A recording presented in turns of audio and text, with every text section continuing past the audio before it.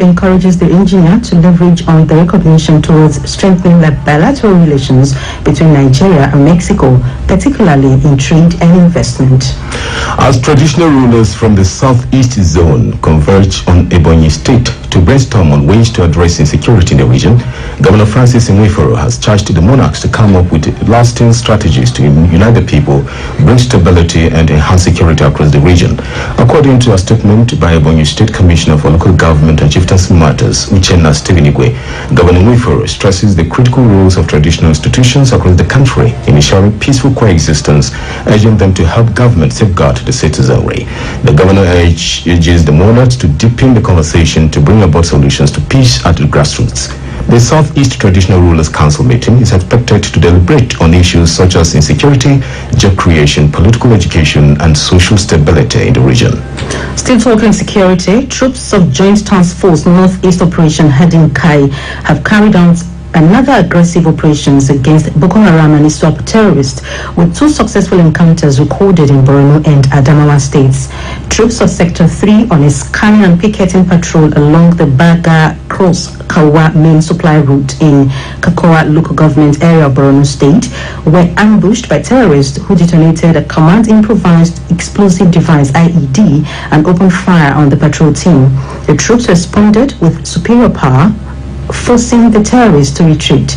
A statement by Media Information Officer, Joint Task Force Northeast Operation Heading Kai, Lieutenant Colonel Sani Uba, says follow-up reports confirm that 8 terrorists were neutralized. In the same vein, troops of Sector 1, in conjunction with the Civilian Joint Task Force and hunters, conducted offensive operations at Umbo in Madagali local government area of Adamawa state. During the encounter, additional 3 terrorists were neutralized, while others fled with gunshot wounds. The Nigerian Postal Service, NIPOST, has intercepted a consignment containing 7 pouches of cannabis concealed inside a duvet cover that arrived in Lagos from Thailand. A statement by the Director of Corporate Communications, NIPOST, Malam Ibrahim Musa, indicates that details of the sender and receiver have been withheld as investigations are ongoing by the appropriate security agencies. According to the statement, the interception underscores continued commitment of the agency to safeguarding the postal industry from being a channel for illicit activities. The statement adds that in line with the renewed hope agenda of President Bola Tinubu's administration, NIPOST will uphold and ensure positive and productive use of its operations and logistics for improved service delivery. The chairman of the Economic and Financial Crimes Commission, EFCC, Mr. Ola Olukoyede, has called on youths in the South to resist the lure of internet fraud and other financial crimes, describing fraud as a deadly trap that destroys lives and destinies. He gave the charge in Port Harcourt, Rivers State, at an event organized by the Coalition of Nigerian Youths on Security and Safety Affairs, represented by the head, Advanced Free Fraud Section, Port Harcourt Zonal Directorate of the EFCC, Koka Oyegunle, warned that while fraud may appear to offer easy money, it ultimately leads to shame, imprisonment, and lost opportunities. The EFCC boss urged the youths to channel their talents into productive ventures such as digital innovation, entrepreneurship, agriculture, and creative industries, all of which offer sustainable opportunities without the risks of crime. In a remark, the Director General of the Coalition of the Nigerian Youths on Security and Safety Affairs, Ade Emmanuel, emphasized the role of young people in shaping Nigeria's future and the need to support security agencies to end crimes across the country. Radio Nigeria, uplifting the people and uniting the nation.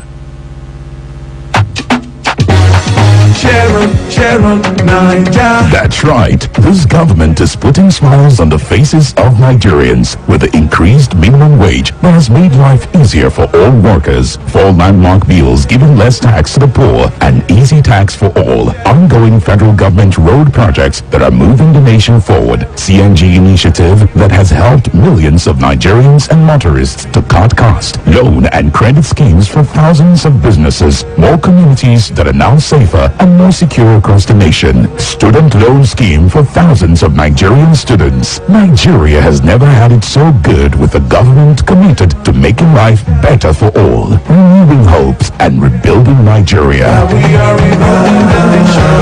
Rebuilding Nigeria. Bringing the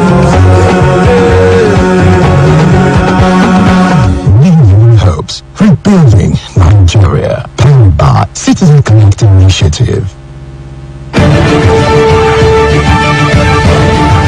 Join us every Wednesday on the network service of Radio Nigeria for Service and Safety Half Hour by 4:30 in the evening. Electricity is a good servant, but a bad master. Service and Safety Half Hour, powered by the Nigerian Electricity Management Services Agency, NEMSA.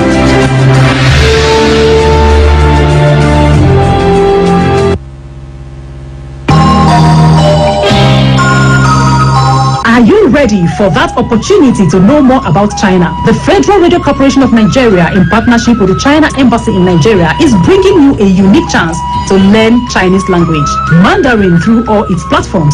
Through the program Ni Hao China on the network service of Radio Nigeria every Wednesday at 5 o'clock in the evening. This week's edition will bring you highlights from the ongoing seminar on Chinese language and culture for diplomats in Fujian province and Mandarin lessons, among others. Discover the language of over 1 billion people. Learn the culture. In the world, there are a lot of misconceptions and misinformation spreading around the world about China. So I think this seminar serves as a very important form to reduce or even eliminate these misconceptions and misinformation about China. The connections and the career possibilities that comes with it. Connect to the program through our FM stations across the country or stream it live on www.radionigeria.gov.ng. Click Niger as well as Spotify. Ni Hao China on the network service of Radio Nigeria every Wednesday, 5 o'clock in the evening. Ni Hao China, connecting cultures, empowering minds. Don't be left out. Radio Nigeria, uplifting the people and uniting the nation. Vice President Kashim Shettima has expressed concern over the growing threat of hunger, warning that it is no longer a mere question of survival, but a challenge to global peace and security. The Vice President spoke in Abuja at the opening of the National and Regional Hand-in-Hand Investment Forum, a gathering of policymakers, development partners, and investors seeking new strategies to transform agriculture and secure food for the future. Hamza Al-Kali has details.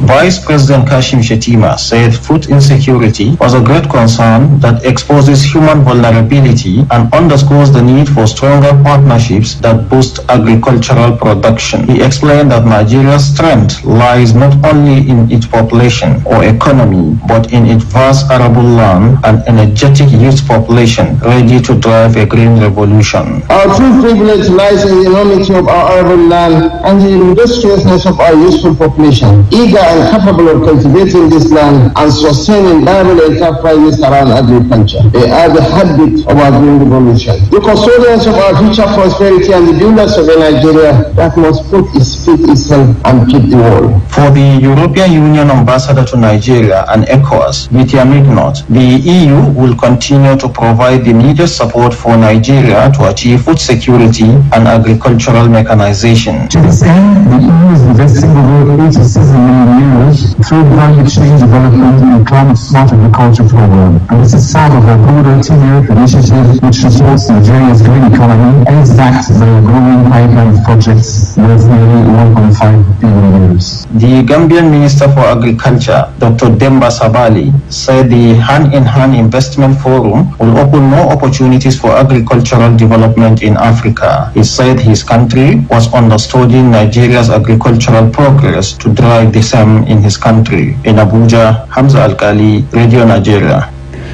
Meanwhile, experts in the agricultural sector have called for massive investment in the sector to accelerate the nation's gross domestic product, translating to food security. Zacchaeus Babalola joined stakeholders at the forum of Hand-in-Hand Initiative to discuss the potential in the program.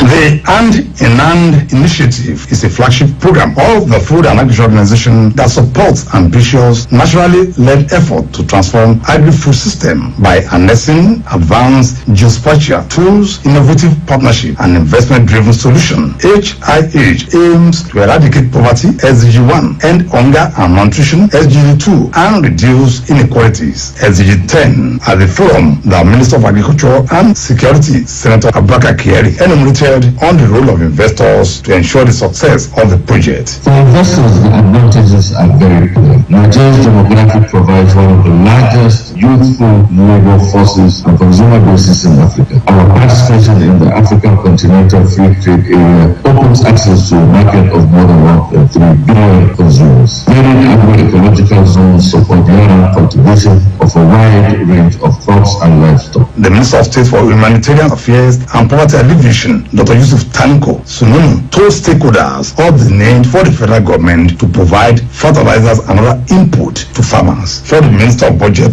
Atiku Bagudu, the federal government is making an effort to transform the livestock sector. Countries whose absorptive capacity, both because of demography and geography, will be the most profitable in terms of investment in agriculture and irrigation. Some of the stakeholders at the forum, the president of All Farmers Association, Laji Kabir Ibrahim, and the national coordinator of ATASWAN, Dr. Ibrahim Arabi, said the initiative was a step in the right direction. With this and with the support from the FAO, we will be able to get somewhere. And Enand initiative focuses on regions where poverty and hunger are most severe and where countries face heightened vulnerabilities due to crisis or limited national capacities. Interventions include developing priority value chains, building agro-industries, promoting efficient water management, and strengthening resilience to climate change. In Abuja, Zacchaeus Babalola, Radio Nigeria.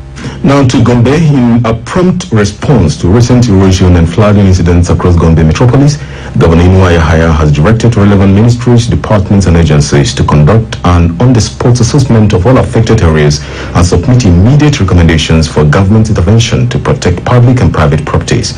Acting on the governor's directive, the Commissioner for Works and Transport, through the Permanent Secretary of the Ministry, Mr. Donald Adamu, led a technical